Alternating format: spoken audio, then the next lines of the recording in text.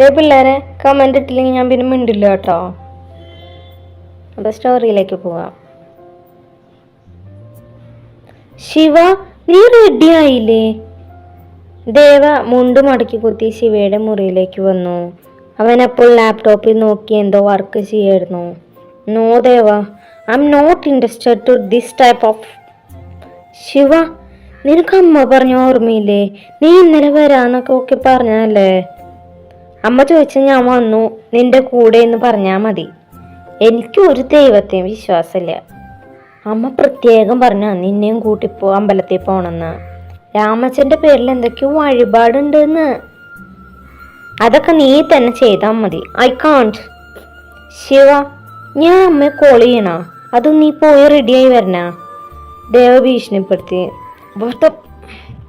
ശിവ ദേഷ്യത്തോടെ എഴുന്നേറ്റ് ടവലും എടുത്ത് ബാത്റൂമിലേക്ക് കയറി. ദേവ അത് നോക്കി ചിരിയോടെ നിന്നു. തുമ്പി, നിന്റെ ഒരുക്കം കഴിഞ്ഞില്ലേ? ഇനി ഇറങ്ങിയില്ലെങ്കിൽ അമ്പലത്തിൽ പോയിട്ട് ഓഫീസിലെത്താൻ നേരം വൈകൂട്ടാ.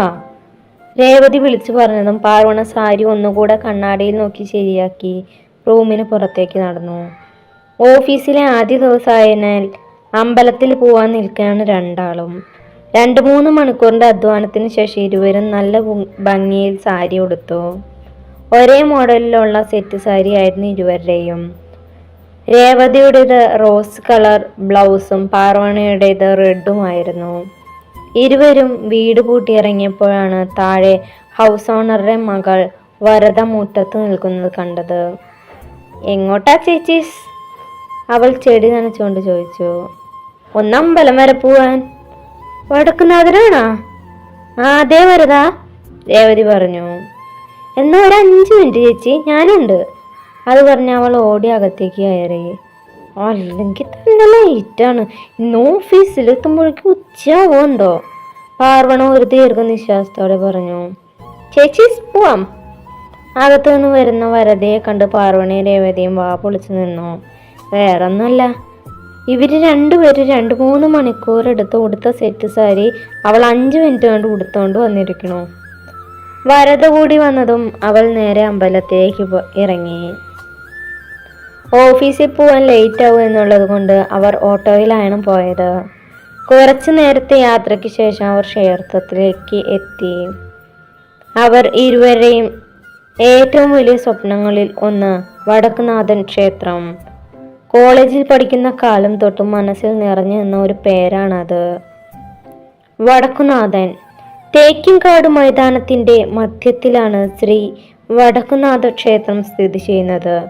ശിവൻ, ശങ്കരനാരായണൻ, ശ്രീരാമൻ, പാർവതി എന്നിവരാണ് ഈ ക്ഷേത്രത്തിലെ പ്രധാന ദേവതകൾ.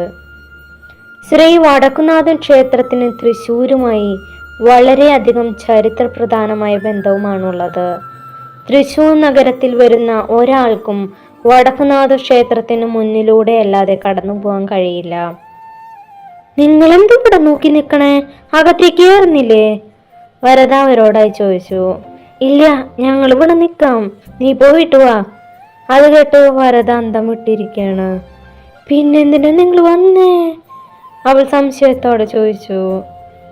അത് ഞങ്ങളിപ്പോൾ കയറില്ല, പിന്നെ ഒരു ദിവസം കയറിക്കോളാം. നിങ്ങളിതെന്തൊക്കെയാ പറയണേ? എനിക്കൊന്നും മനസ്സിലാവുന്നില്ല. അതൊക്കെ പിന്നെ പറയാം, നീ പോയി തൊഴുതിട്ട് വാ. ഇവർക്ക് അരപ്പിരി ലൂസാണെന്ന് കരുതി അവൾ നേരെ അമ്പലത്തിലേക്ക് കയറി.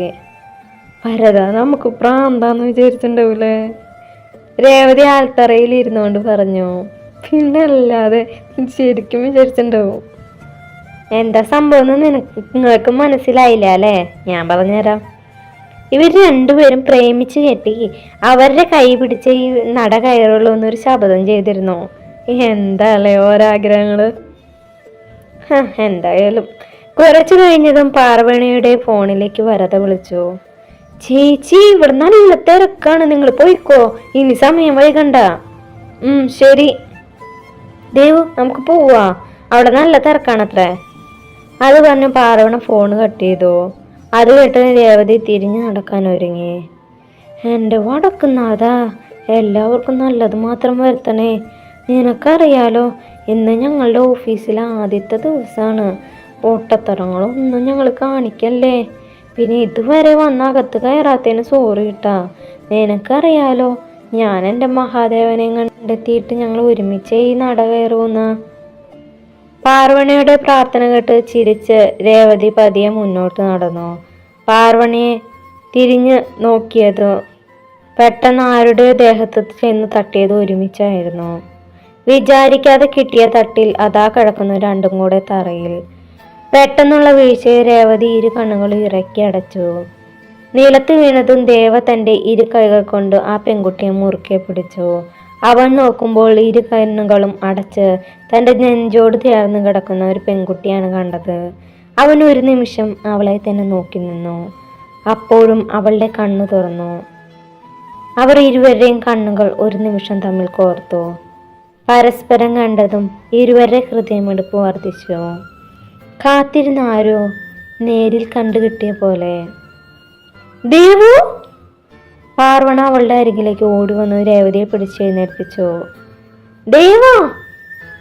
ശിവയും അവരുടെ അരികിലേക്ക് ഓടി വന്ന് ദേവിയെ പിടിച്ചെഴുന്നേൽപ്പിച്ചു.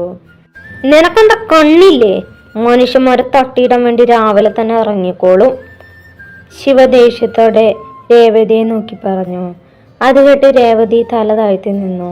അത് കണ്ടപ്പോൾ എന്തോ ദേവിയുടെ മനസ്സൊന്ന് നേറി. സോറി, രേവതി തല താഴ്ത്തിക്കൊണ്ട് പറഞ്ഞു. ശിവ വേണ്ട, ആ കുട്ടി അറിയാതെ തട്ടിയതായിരിക്കും. ദേവ അവന്റെ തോളിൽ പിടിച്ചുകൊണ്ട് പറഞ്ഞു. അല്ല ദേവ, ഇവളൊക്കെ വേണമെന്ന് വെച്ച് ഇടിച്ചതായിരിക്കും. കണ്ണു മൂക്കില്ലാതെ നടന്നോളൂ. ശിവ വീണ്ടും തട്ടിക്കയറാൻ തുടങ്ങി. ഡോ, താനെങ്ങോട്ടേക്ക് കയറി കയറി പോണേ? ഇവളറിയാതെ തട്ടിയതാന്ന് ഇതിന് സോറി പറയുകയും ചെയ്തില്ലേ, പിന്നെ എന്തിനാ താൻ ചൂടവണേ? പാർവണ ദേഷ്യത്തോടെ പറഞ്ഞു. അത് ചോദിക്കാൻ നീ ആരാ? ഞാൻ ഇയാളോടല്ലേ സംസാരിക്കണേ, അതിൽ കയറി ഇടപെടാൻ നീ ആരടി? ശിവയും വിട്ടുകൊടുത്തില്ല. ഞാനാരാന്നാ? ഞാൻ ഇവളുടെ കൂട്ടുകാരി. അപ്പോ ഇവൾക്ക് വേണ്ടി സംസാരിക്കാൻ എനിക്ക് അവകാശമുണ്ട്. അവള് കൈ ചൂണ്ടിക്കൊണ്ട് പറഞ്ഞു. ഡി, എന്റെ നേർക്ക് നീ കൈ ചൂണ്ടി സംസാരിക്കുന്ന? അവളുടെ കൈ പിടിച്ച് തിരിച്ചുകൊണ്ട് ശിവ പറഞ്ഞു. ഡി പൊടിന്നൊക്കെ താൻ പോയി തന്റെ കെട്ടിയോളെ വിളിക്കണോ? പാർവണ അലറിക്കൊണ്ട് പറഞ്ഞു. തുമ്പി വാ! രേവതി പേടിച്ചുകൊണ്ട് പാർവണയെ പിടിച്ചു വലിച്ചു തിരിഞ്ഞു നടന്നു. ശിവ മതി! ദേവ അവന്റെ തോളിൽ പിടിച്ചുകൊണ്ട് പറഞ്ഞു. നിന്നെ ഞാൻ കാണിച്ചു തലാടി. ശിവ അലറി. നീ പോടം മരമാക്രി. അത് പറഞ്ഞ് പാർവണി രേവതിക്കൊപ്പം നടന്നു.